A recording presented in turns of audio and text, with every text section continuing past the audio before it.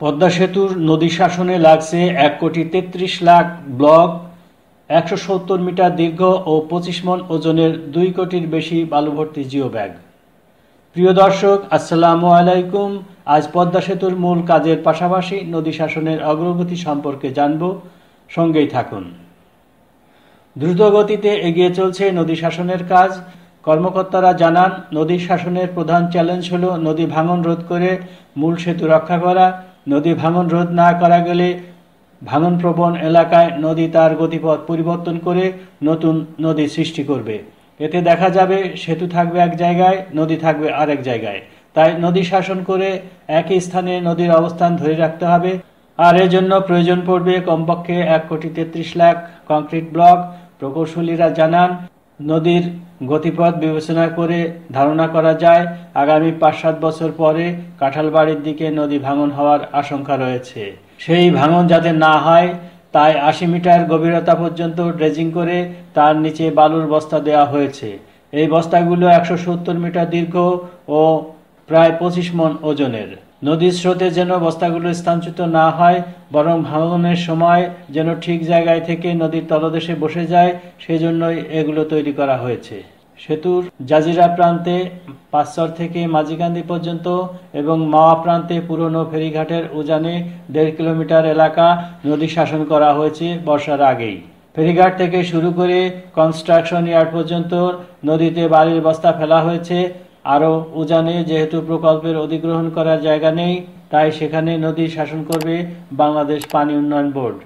প্রকৌশলীরা জানান, প্রথমে নদীর তলদেশ ড্রেজিং করে বড় আকারের বালির বস্তা ফেলা হয়, তার উপর বড় বড় পাথর ফেলা হয়, এরপর জিও ব্যাগ ফেলে ঢালাই করে তার উপর সিসি ব্লক বিছিয়ে নদী শাসনের কাজ সম্পূর্ণ করা হয়।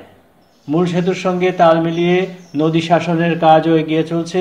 বিশ্বের অন্যতম দীর্ঘ এ সেতুকে উত্তাল পদ্মার ঢেউ থেকে নিরাপদ রাখতে উভয় পারে এভাবে বালুভর্তি জিও ব্যাগ ও কংক্রিট ব্লক ফেলে নদীর নিচ থেকে তীর পর্যন্ত বাঁধা হচ্ছে।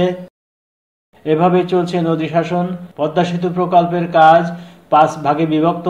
এগুলো হচ্ছে: মূল সেতু নির্মাণ, নদী শাসন, পুনর্বাসন কেন্দ্র নির্মাণ, 2 তীরে 2টি সংযোগ সড়ক নির্মাণ এবং নির্মাণ কাজের অবকাঠামো তৈরি। এর মধ্যে মূল সেতুর মতোই নদী শাসনের কাজকেও চ্যালেঞ্জিং হিসাবে দেখেন সংশ্লিষ্টরা। এত চ্যালেঞ্জিং সত্ত্বেও নদী শাসন কাজের অগ্রগতি 85%। মোট 12 কিলোমিটারের মধ্যে এ কাজের আর কোনো বড় চ্যালেঞ্জ নেই। পদ্মা সেতুর মূল কাজের সঙ্গে নদী শাসনের কাজও সম্পন্ন হবে বলে আশাবাদ তাদের।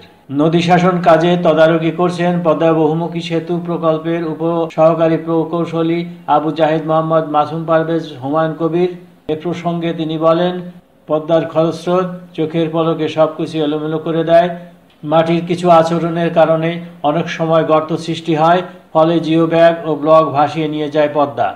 তবে সব চ্যালেঞ্জিং কাজের অবসান হয়েছে। মূল সেতুর মতো দ্রুত গতিতে এগিয়ে যাচ্ছে নদী শাসনের কাজ। 2 পাড় বাঁধার আগে পানির নিচেও সুরক্ষা কাজ করতে হয়। এই সুরক্ষার কাজও এগিয়ে গেছে, পাড় বাঁধাও প্রায় সম্পন্ন হয়েছে। মূল সেতু নির্মাণের সঙ্গে সঙ্গে নদী শাসনের কাজও সম্পন্ন হবে। 8,707 কোটি 41 লাখ টাকা ব্যয়ে নদী শাসনের কাজ বাস্তবায়ন করছে সিনোহাইড্রো কর্পোরেশন লিমিটেড। 2014 সালের ডিসেম্বর মাসে নদী শাসনের কাজ শুরু হয়। 2018 সালে এই কাজ সম্পন্ন হওয়ার কথা থাকলেও বাস্তবায়নকারী প্রতিষ্ঠান আরও সময় নিয়েছে। কাজ শেষ হওয়ার কথা ছিল 4 বছরে। 2017 সালের দিকে স্রোতের কারণে মাওয়ায় নদীর তলদেশে গভীর খাত তৈরি হয়। এছাড়া মাওয়া ও জাজিরা প্রান্তে বিভিন্ন সময় ভাঙন দেখা দেয়, ফলে নদী শাসনের কাজে কিছুটা ব্যাঘাত সৃষ্টি হয়। এখন 2.5 বছর সময় বাড়িয়ে দেওয়া হয়েছে।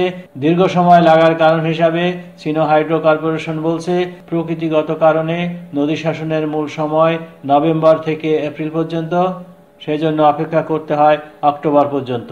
তারপরও কাজ চলছে দ্রুত গতিতে। এই কাজে 1,33,00,000 কংক্রিটের ব্লক ও 2 কোটির বেশি বালুভর্তি জিও ব্যাগ লাগছে।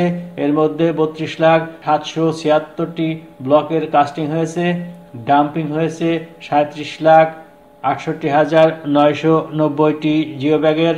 এছাড়া মাওয়া জাজিরা উভয় প্রান্তে ট্রায়াল সেকশনে জিও টেক্সটাইলস প্লেসমেন্ট ও হাফ ব্রিক ডাম্পিং সমাপ্ত হয়েছে। সিসি ব্লকের ডাম্পিং এর কাজও সম্পন্ন হয়েছে উভয় পাড়ে।